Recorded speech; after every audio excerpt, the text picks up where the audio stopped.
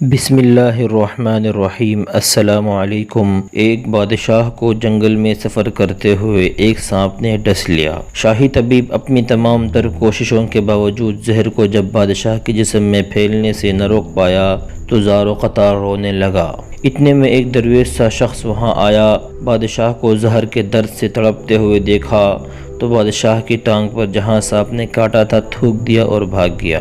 بادشاہ کے سارے ساتھی بادشاہ کی فکر میں تھے، اس لیے دیوانے کی اس حرکت پر کوئی بھی درویش کے پیچھے اسے گرفتار کرنے نہیں گیا۔ شاہی طبیب نے تھوک صاف کرنے کے لیے ایک رومال پکڑا اور بادشاہ کی زہر سے نیلی ہوئی ٹانگ پر سے تھوک صاف کرنے لگا، مگر پھر حیران ہوتے ہوئے رک گیا۔ اس نے انگلی سے تھوک کو سانپ کے ڈسے پر اچھی طرح مل دیا، جس سے فوراً ہی زہر کا اثر زائل ہو گیا۔ بادشاہ ہوش میں آیا اور جب انہیں درویش کے تھوک کے قصے کا پتہ چلا تو بادشاہ نے فوراً حکم دیا کہ اس درویش کو ڈھونڈ کر حاضر کیا جائے۔ سپاہی چاروں طرف پھیل گئے اور تھوڑی ہی دیر میں درویش کو ایک درخت کے نیچے جا لیا اور پکڑ کر بادشاہ کے سامنے پیش کر دیا۔ بادشاہ نے ادب سے درویش سے کہا، ہم گناہگاروں کی آنکھ آپ کو پہچان نہ سکی، جس کے لیے میں معذرت چاہتا ہوں۔ آپ سے درخواست کرتا ہوں کہ میری طرف سے یہ قیمتی پوشاک اور عربی گھوڑا قبول کیجیے۔ درویش نے مسکرا کر بادشاہ کی طرف دیکھا اور بولا، یہ گھوڑا اور پوشاک بہت قیمتی ہے، میں یہ پوشاک پہن کر اس گھوڑے کے لیے گھاس کاٹوں گا تو اچھا نہیں لگوں گا۔ بادشاہ نے کہا، آپ فکر نہ کریں، گھوڑے کے ساتھ خدمتگار بھی دیے جائیں گے۔ درویش بولا، اتنے قیمتی پوشاک، قیمتی گھوڑے اور خادموں کے ساتھ میں رہوں گا کہاں؟ اس دفعہ بادشاہ مسکرایا اور بولا، آپ کے لیے ایک عالیشان رہائش گاہ بھی تعمیر کر دی جائے گی۔